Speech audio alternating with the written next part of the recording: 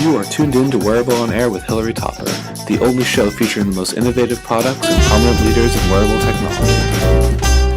And Brian, why don't you tell me a little bit about what you do at eSight and how you are changing the world?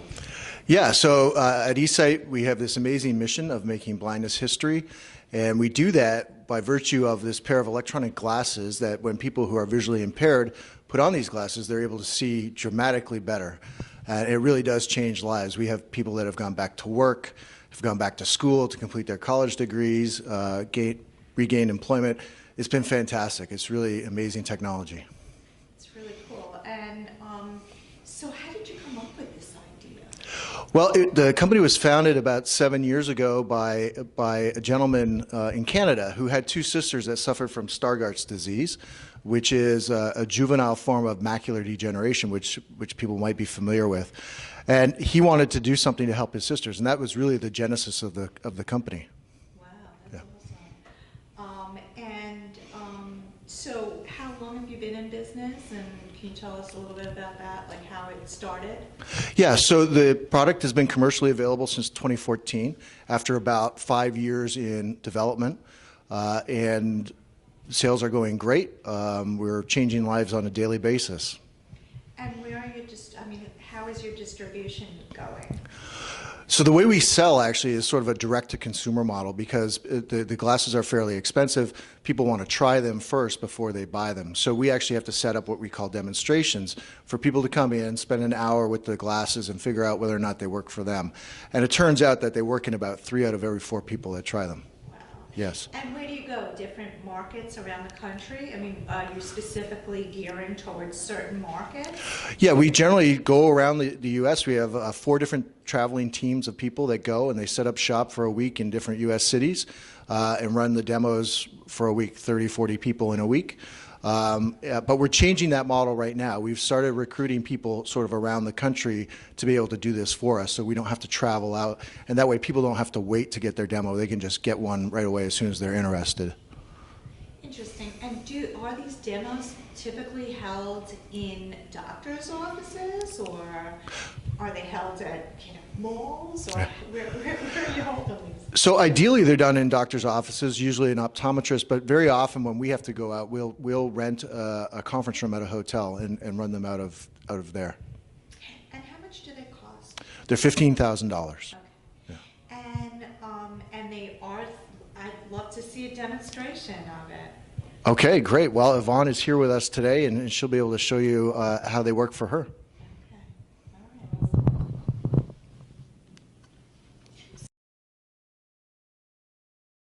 So show me exactly how this works. Okay, so I'm wearing the head-mounted device right now. In the center here is a camera, and it takes a real-time image, captures the image, comes down this cord into a control box, and in the control box here, I'm able to manipulate the image.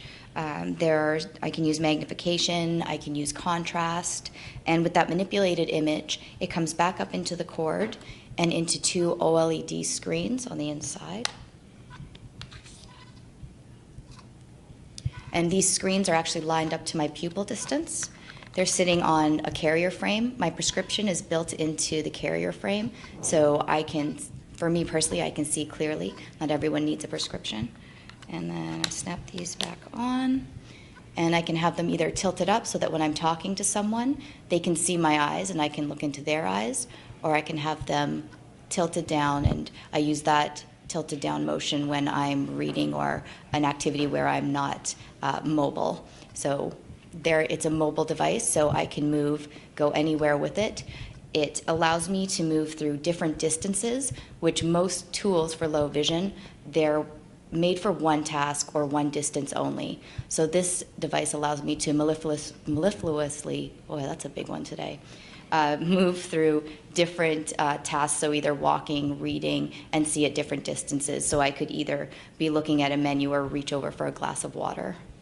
So how poor of a vision does someone have to have in order for them to benefit from this? Do you want to answer that? Sure. So our sweet spot is anyone who's best corrected visual acuity. That means wearing their glasses or having whatever medical intervention they need is between 2060 and 2600, which as it turns out is the vast majority, roughly 80% of all people who are visually impaired. Yeah. So they can see very little, maybe shadows, maybe everyththing's very blurry. Can you explain layman's terms what that person would be? Yeah, if you've ever done an eye test and you've been able to read the big E, that's usually at the top of the eye chart, if you can read that from 10 feet away, that's 2200 vision if you couldn't read any of the other letters on the chart. So 2200 is roughly where Yvonne, you're around 2300? When I started out, yeah. When you started out. So she would have been unable to read the E from 10 feet away. Okay. That's huge. So now with this, Yvonne, you are able to, do you wear this all the time, or how do you talk a little bit about that? So what I do wear it all the time. So if someone needs glasses, they don't want to walk around with blurred vision. It's sort of the same thing. Without them, I can't see faces and I can't see detail, I can't read. And with these, I can do all of those things. So a typical day would be me getting up in the morning, having a cup of coffee, and then putting the eyewear on so that I can get on the GO train or to commute to work. It's about an hour and a half commute. I get to work and I can plug them into a computer so that this becomes my monitor. And then I can do things like make eye contact and have conversations with my colleagues. And then I'll come home and help kids with homework. And at the end of the day, it's ready to go to bed, take them off. Awesome. And in terms of reading, and it doesn't matter if it's distance or reading, it just... So there's an autofocus. So when I'm talking to someone or I'm moving my head, the camera will autofocus so that I can see objects, close up or far away. And then there's magnification. It zooms up to 14 times so that I can see in the distance. So I manipulate the image so that it can become closer to me. But the nice thing is that I can do that at different levels, so in steps. So I could either, like I said before, I could either be reading a menu or I could be reading a medicine bottle, and I could look over as I'm walking across the street, I could look up and see the street sign change. So it allows me to move through different distances. So, wow, that's awesome. And tell us how your life has changed with this. Well, I spent, almost 30 years living with vision loss, and I always knew that one day I didn't know what that would look like, but I had the hope that in my lifetime I'd be able to see again. And this has given me the ability to work just like anybody else.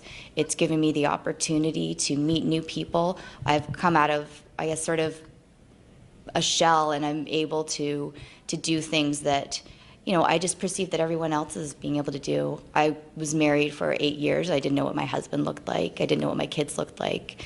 So I get to see faces, and I get to access information globally, just like everyone else. That's awesome. Wow, that's awesome.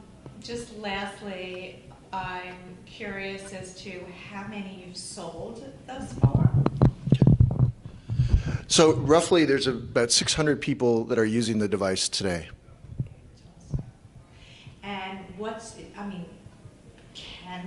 do you have the ability to manufacture and distribute thousands of these units? Yeah, we absolutely do. I think the biggest hurdle for us as a company right now is the price tag. And so we're working on trying to convince third-party payers that are already, charged with looking after people who have visual impairments. From a financial perspective, we're trying to convince them that they should be buying the eyewear for their constituents because it just makes sense. Economically, it makes sense, never mind the fact that it's actually restoring vision and leading to a much higher quality of life.